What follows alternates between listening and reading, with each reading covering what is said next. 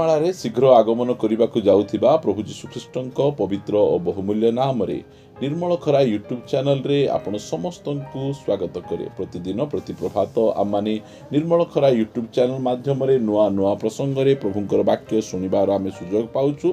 परमेश्वर प्रति प्रभात से आम को नुआ नुआ प्रसंग रे कथबार्ता होउछंती। सेतिपाई परमेश्वर को हृदय सहित धन्यवाद दिए। ताहा सहित आपण समस्त को मध्य हृदय सहित धन्यवाद दिए जे आपण माने नियमित एई चैनल द्वारा प्रसारित होतबा कार्यक्रम गुड़िक को आपण माने देखुचंती। केवल देखुचंती ताहा नुही, आपण माने लाइक शेयर कमेंट्स करूचंती। आपण मान को लाइक शेयर कमेंट्स गुड़िक आम मान को अत्यधिक परिमाण रे उत्साहित करूची।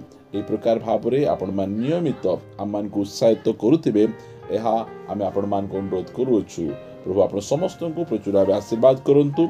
आसंतु आजिर प्रसंग निकट को जिबा। आजिर प्रसंगटी एही प्रकार अटे, दुनियार सबुठु बड़ मिछ। दुनियार सबुठु बड़ मिछ। दुनियार सबुठु बड़ मिछ कौन अटे? स्वर्ग गोटिए मात्र मार्ग अलगा अलगा। स्वर्ग गोटिए स्वर्ग अछि मात्र मार्ग गुड़िक अलगा अलगा अछि। जे जो मार्ग रे चलिले मध्य से स्वर्ग को पहुंच जाई परिबो। एइटा होछि दुनियार सबुठु बड़ मिछ। आउ एई मिछ किए कहिछि? एही मिछ शैतान कहिछि। कारण यूहन्ना लिखित सुसमाचार 8 अध्याय 44 पदरे लिखा जाए जे शैतान मिथ्यावादी आउ मिथ्यावादी मानकर पिता। से जो समय मिछ कहे से निज ठारू मिछ कहे। एही मिछ से समग्र मानव जाति लोक मान को कहिछि। आउ शैतान होची सर्व जगतर प्रवंचक। एही मिछ द्वारा सब लोकन को से ठकिछि। तुमे जो ठारे मध्य अछ, तुमे पवित्र जीवन यापन करो, भल जीवन यापन करो, तुमे स्वर्ग को पळे जीवो। एइटा होची शैतान रो सबुठु बड़ मिछ। आ दुनियार लोक एही मिछ को विश्वास करी से माने भ्रांत रे अछंती।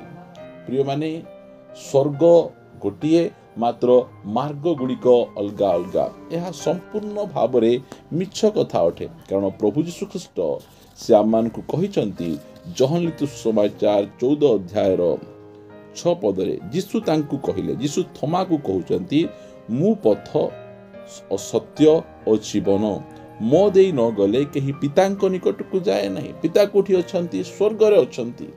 जदि आमको स्वर्ग को जिबार अछि ताहाले स्वर्ग पाई 15 प्रकार मार्ग नहीं। स्वर्ग पाई गोटिए ही मार्ग अटे। जीशु ख्रीष्ट कहू नाहंती जे मु गोटिए मार्ग। से कहउचंती मु ही मार्ग, मु ही पथ, मु ही सत्य, मु ही जीवन, मो देई न गले केही स्वर्ग को जाई परिबो नहीं, केही पितांक निकट को जाई परिबो नहीं। प्रिय माने, शैतान रो सही जो मिछ कहिछि जे स्वर्ग गोटिए मात्र मार्ग गुड़िक भिन्न भिन्न, यह संपूर्ण भाव रे मिथ्या कथा अटे। जगतर लोक माने सही मिथ्या कथा को विश्वास करी से माने भ्रांति रे अछंती। परमेश्वर आपनार एकमात्र पुत्र को एही जगत को पठेले। से एही जगत को आसी से समग्र मानव जातिर पाप निमंते क्रूस उपरे से आपना जीवन को देले। से कबरस्थ हेले। तृतीय दिन रे से कबररू से उठिले आ स्वर्ग को जाइछन्ते। प्रिय माने, मानव जातिर पाप निमंते जदि केही किछि बलिदान करिछि, केही पाप क्षमा पाई जदि के किछि करिछि, ताहाले प्रभु जीशु ख्रीष्ट पाप आमको नरक को नहीं जाए। सेतिबे माथ्यू लिखित सुसमाचार 1 अध्याय, माथ्यू लिखित सुसमाचार 1 अध्याय 21 पदरे एई प्रकार भाव रे लिखा जाए जे से पुत्र प्रसव करिवे आउ तुम्भे ताहांक नाम जीशु देव, कारण से आपना लोकंकु सेमानकर समस्त पापरु परित्राण करिवे। पापरु परित्राण करिवा व्यक्ति केवल जीशु जणे ही अटंती। जीशुंक छड़ा आमको केही मध्य पापरु परित्राण करि परिबे नहीं। प्रभु जीशु ख्रीष्ट परित्राण कर्ता, उद्धार कर्ता। आउ एई जगह रे आमको पितर और यूहन्ना से कहउचंती प्रेरित 4 अध्याय 12 पदर लिखा गला, आकाश तले मनुष्य मानक मध्यरे अन्य कोनोसी नाम दिया जाए नहीं 4 12 ତାହାଙ୍କ ଛଡ଼ା ଆଉ କାହାଠାରେ ପରିତ୍ରାଣ ନାହିଁ। କାରଣ ଯାହାଦ୍ୱାରା ଆମ୍ଭମାନଙ୍କୁ ପରିତ୍ରାଣ ପାଇବାକୁ ହେବ ଆକାଶ ତଳେ ମନୁଷ୍ୟମାନଙ୍କ ମଧ୍ୟରେ ଆଉ କୌଣସି ନାମ ଦିଆଯାଏ ନାହିଁ। ଏ ଧର୍ମ ପାଇଁ ଗୋଟେ ନାମ, ସେ ଧର୍ମ ପାଇଁ ଗୋଟେ ନାମ, ସେ ଧର୍ମ ପାଇଁ ଗୋଟେ ନାମ, ସବୁ ଧର୍ମକୁ ଗୋଟେ ଗୋଟେ ନାମ ଦିଆଯାଏ ନାହିଁ। ସମସ୍ତଙ୍କ ପାଇଁ ଗୋଟିଏ ନାମ ଦିଆଯାଇଛି, ସେଇ ନାମ ଯୀଶୁ ନାମ। ଯୀଶୁ ନାମରେ ପାପ କ୍ଷମା ଅଛି, ଯୀଶୁ ନାମରେ ପରିତ୍ରାଣ ଅଛି, ଯୀଶୁ ନାମରେ ଅନନ୍ତ ଜୀବନ ଅଛି।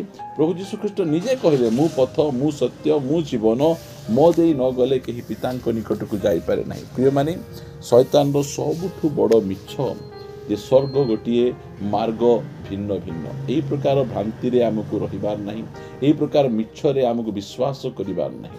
ସ୍ୱର୍ଗ ପାଇଁ କେବଳ ଗୋଟିଏ ମାର୍ଗ, ସେ ମାର୍ଗ ହେଉଛନ୍ତି ଯୀଶୁଖ୍ରୀଷ୍ଟ। ଆଉ ଯେଉଁମାନେ ସେହି ମାର୍ଗ ଧରିଛନ୍ତି ସେମାନେ ସ୍ୱର୍ଗରେ ପହଞ୍ଚି ପାରିବେ। ଆଉ ଯେଉଁମାନେ ଭିନ୍ନ ମାର୍ଗ ଧରିଛନ୍ତି ସେମାନେ କେବେ ହେଲେ ମଧ୍ୟ ସ୍ୱର୍ଗରେ ପହଞ୍ଚି ପାରିବେ ନାହିଁ। ସେଥିପାଇଁ ଶୈତାନର ଏହି ମିଛକୁ ଆପଣମାନେ ବିଶ୍ୱାସ ନ କରି ପ୍ରଭୁ ଯୀଶୁଖ୍ରୀଷ୍ଟଙ୍କ ଠାରେ ଆସି ନିଜ ଜୀବନକୁ ସମର୍ପଣ କରନ୍ତୁ।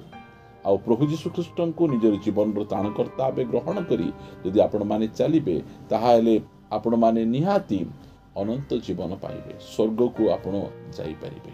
ଆସନ୍ତୁ ଆମେ ପଦେ ପ୍ରାର୍ଥନା କରିବା। ପବିତ୍ର ପ୍ରେମମୟ ପିତା, ମୁଁ ତୁମକୁ ଧନ୍ୟବାଦ ଦିଏ ଯେ ପ୍ରଭୁ ତୁମେ ଆମମାନଙ୍କୁ ପ୍ରଭୁ ସେ ସ୍ୱର୍ଗର ମାର୍ଗରେ ତୁମେ କଢ଼େଇ ନେଉଛ।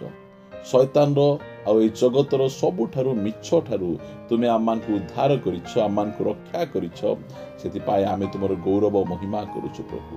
ଯେଉଁମାନେ ଏହି ପ୍ରକାର ମିଥ୍ୟାରେ ପଡ଼ିଛନ୍ତି ସେମାନଙ୍କର ଚକ୍ଷୁକୁ ତୁମେ ଖୋଲ, ସେମାନଙ୍କ ମନକୁ ତୁମେ ଖୋଲ।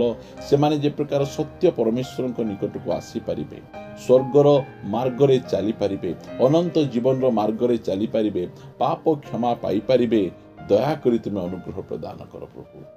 ଲୋକମାନଙ୍କର ଆତ୍ମିକ ଚକ୍ଷୁ ଯେ ପ୍ରକାର ଉନ୍ମୁକ୍ତ ହେବ, ସେମାନେ ତୁମ ନାମରେ ଜୀବନ ପ୍ରାପ୍ତ ହୋଇପାରିବେ, ତୁମେ ଅନୁଗ୍ରହ ପ୍ରଦାନ କର। ପ୍ରାର୍ଥନା ଶୁଣିଛ, ଧନ୍ୟବାଦ ଦେଇ ପ୍ରାର୍ଥନା ପ୍ରିୟ ପ୍ରଭୁ ଯୀଶୁଙ୍କ ନାମରେ ମାଗୁଅଛି, ଆମେନ୍ ଆମେନ୍। ପ୍ରେଜ୍ ଦ ଲର୍ଡ। ପ୍ରଭୁ ଆପଣ ସମସ୍ତଙ୍କୁ ପ୍ରଚୁର ଭାବେ ଆଶୀର୍ବାଦ କରନ୍ତୁ। ପ୍ରଭୁ ଯଦି ଅନୁଗ୍ରହ କରନ୍ତି, ଆସନ୍ତା ଅଧ୍ୟାୟରେ ପରସ୍ପର ସହିତ ପୁନର୍ବାର ଆମେ ସାକ୍ଷାତ କରିବା। ରହିବା। ନମସ୍କାର। Praise the lord. God bless you.